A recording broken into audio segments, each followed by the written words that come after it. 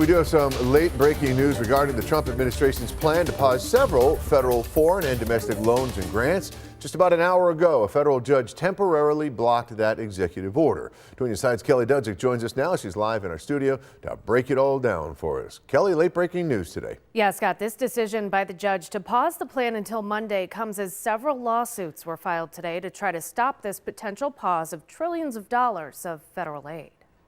Last night, all federal agencies got a memo from the Office of Management and Budget directing them to, quote, temporarily pause all activities related to obligation or disbursement of all federal financial assistance.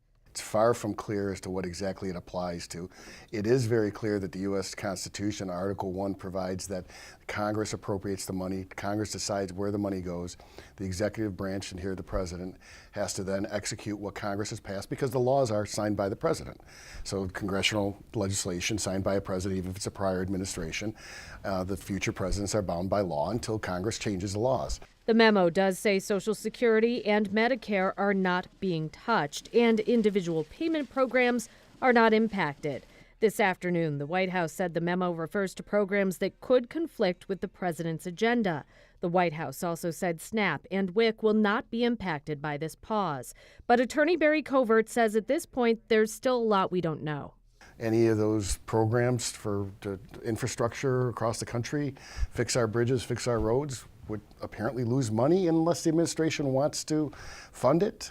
That's going to be up to the courts to really decide the constitutionality of all of this. We got reaction from Congress today. Representative Nick Langworthy said he thinks another quick set of eyes on things doesn't hurt. I believe that this is probably hand in hand with the DOGE program, where we want to really examine what's going out the door and making sure that monies, as they're distributed, follow the executive orders that President Trump has put out in his first days in office. Meanwhile, Senate Minority Leader Chuck Schumer said, quote, Congress approved these investments and they are not optional, they are the law. Technically, this is against the law. Technically, the laws say that the executive has to spend the money unless he gives 45 days notice, and then Congress can review it, but Congress would have to make the changes.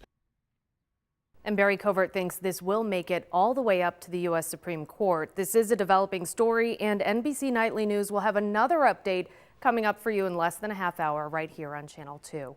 On your side, Kelly Dudzik, Channel 2 News. Kelly, thanks.